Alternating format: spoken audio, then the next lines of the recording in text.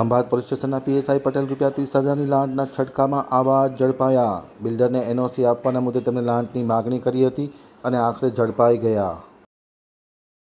વાત જાણે એમ છે કે આણંદ જિલ્લાના ખંભાતમાં ફરિયાદીએ તેના પાર્ટનર સાથે મળીને એક સ્કીમ મૂકવા માટે જમીન લીધી હતી। આ જમીન અસાન ધારા હેઠળ આવતી હોય એની એનઓસી મેળવવા માટે ફરિયાદીએ ખંભાત બ્રાન્ચ કચેરીમાં અરજી કરી હતી। જે અરજીના અનુસંધાનમાં અભિપ્રાય અર્થે અરજી લાલ દરવાજા પોલીસ ચોકી પાસે વધુ તપાસ માટે આવેલ। આ અરજીના અભિપ્રાય બાબતે આ કામના આરોપી પીએસઆઈ પંકજકુમાર પરસોત્તમભાઈ પટેલે 30,000ની લાંચ લેતા એસીબીના છટકામાં આબાદ ઝડપાઈ ગયેલ હોય તેઓને પકડી કાયદેસરની કાર્યવાહી હાથ ધરી છે। જસ્ટિન પરેરા, આમતક ન્યૂઝ બ્યુરો, ગાંધીનગર।